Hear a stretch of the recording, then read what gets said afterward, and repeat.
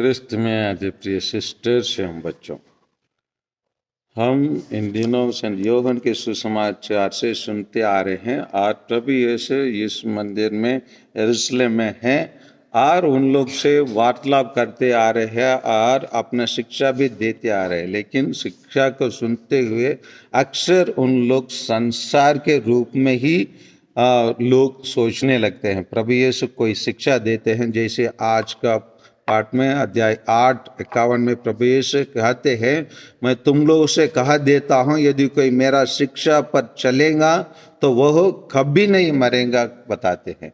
लेकिन उन लोग तुरंत क्या को रिलेट करते हैं, क्या चीज से रिलेट करते हैं? हाँ बोलिए, जोर से बोलिए। कौन कौन मर गए थे बोलते हैं? हाँ, नबी लोग सब मर गए, इब्राहिम भी मर गए, नबी लोग भी मर गए। आप कहते हैं कैसे नहीं मरेंगे? मतलब उनका सोच दुनिया की रीति से ही रहता है, उससे अपार नहीं। तो अक्सर उनका सोच केवल लौकिक रहता है, अलौकिक नहीं है। इसी कारण से प्रभु यीशु की शिक्षा को ग्रहण करने में मुश्किल हो जाते हैं। और उन लोग क्या कहते हैं, जब वो लोग बताते, प्रभु यीशु बताते हैं कि मैं अब्राहम के पहले से, मतलब मैं अब्राहम के पहले से ही विद्यमान है। उन लोग क्या कहते हैं उनको कि आपका उम्र 50 भी नहीं हुआ। मतलब उन लोग फिर भी शारीरिक जीवन के बारे में ही सोचते हैं और शारीरिक संबंध चीज़ों से वो लोग समझने के लिए प्रयास करते हैं।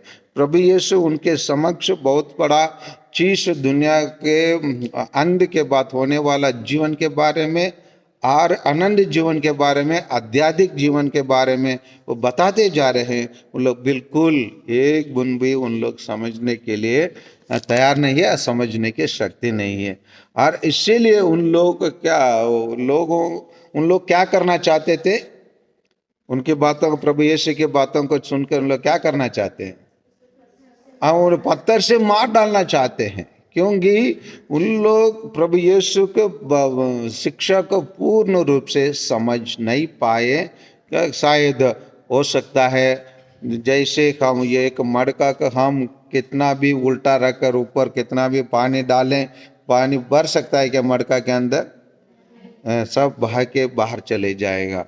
उसी प्रकार उन लोग अपने आप को खुले नहीं रखे और प्रभु यीशु की शिक्षा ग्रहण करने के लिए अपने आप को तैयार नहीं रखे।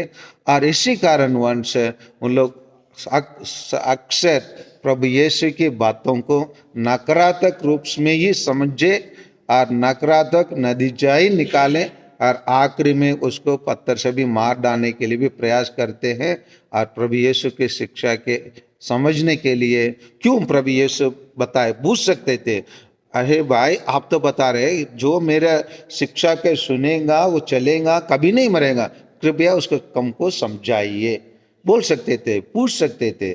जैसे वो स्त्री, समारियन स्त्री, एक बार प्रभु ने बोला, अगर जो जल मैं प्रदान करेगा वो कभी क्या नहीं होगा, प्यास नहीं लगेंगे, वो प्यास की जरूरत। क्या बोलती है तुरंत, क्या बोलती है? ऐसे पानी हो तो मुझे दे दीजिए, मैं बार बार कहाँ यहाँ आने की जरूरत नहीं। कम से कम वो एक कदम उठाती है कि प्रभु यीशु को जल को प्राप्त करने के लिए जो उसकी समझ की शक्ति जितना है उसके आधार पर कम से कम पूछ लेती है, हाँ ऐसे है तो मुझे प्रदान कीजिए बोल के। ऐसे है तो इन लोग भी क्या कर सकते थे? प्रभु यीशु बोल सकते थे, हाँ ऐसे हुए तो हम भी आपके शिक्षा के अनुसार चलने के लिए तैयार है। हाँ हम कभी नहीं मरेंगे बोलते हो, कैसे कभी नहीं मरेंगे? क्योंकि हम ये देखे हैं, इब्राहिम को भी मरते हुए देखे, नबियों को मरते हुए देखे। आप कुछ नया चीज बता रहे भाई, कैसे है? पूछ सकते थे, प्रभु यीशु उनको समझा सकते थे। लेकिन उन लोग ग्रहण करने के बदले अक्सर नुस्ख निकालकर, नकारात्मक विचार लगाकर, नकारात्मक नतीजा निकालकर प्रभु यीशु को मार डालने के तात्पर रहते हैं और तात्पर्य रहे हैं। और इसी कारण वंश उन लोग प्रभु यीशु की शिक्षा का लाभ नहीं उठा पाए। आज भी दुनिया में बहुत सारे लोग ऐसे हैं जो प्रभु यीशु की शिक्षा को ग्रहण करने के लिए तैयार नहीं है। और कुछ लोग ऐसे हैं प्रभु यीशु की शिक्षा को ग्रहण करते हैं, लेकिन जैसे हम लोग बीज बोने का कहानी सुने हैं ना, है ना, कुछ लोग 30%, कुछ लोग 60%, कुछ लोग 100% और कुछ लोग कुछ नहीं पैदा किए, क्योंकि उन लोग कहाँ के बीच में गिरने वाला बीज जैसे बन गए, कांटियों के बीच में, चट्टान के बीच में, है ना, जहाँ जड़ नहीं हुआ है, जड़ नहीं पूरे गहराई से जा नहीं पाए, उसी प्रकार के रह कर उन लोग इस वचन को ग्रहण नहीं कर पाए। ऐसे भी लोग रहते हैं। आइए हम प्रभु यीशु के वचन के अनुसार जीने वाला व्यक्ति बने, और हम अगर प्रभु यीशु के वचन के अनुसार जिएंगे तो नहीं मरेंगे। मतलब क्या होता है यहाँ के अनुसार, आज के सुसमाचार के अनुसार, कभी नहीं मरेंगे मतलब अमर रहेंगे। लेकिन किस रूप से अमर रहेंगे? शारीरिक रूप से या आध्यात्मिक रूप से? आध्यात्मिक रूप से हम क्या रहेंगे?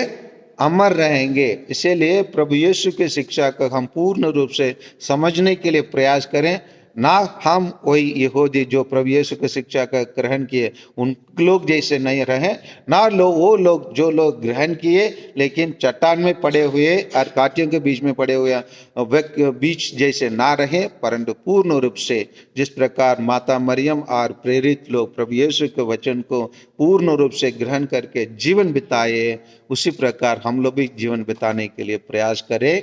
आमीन।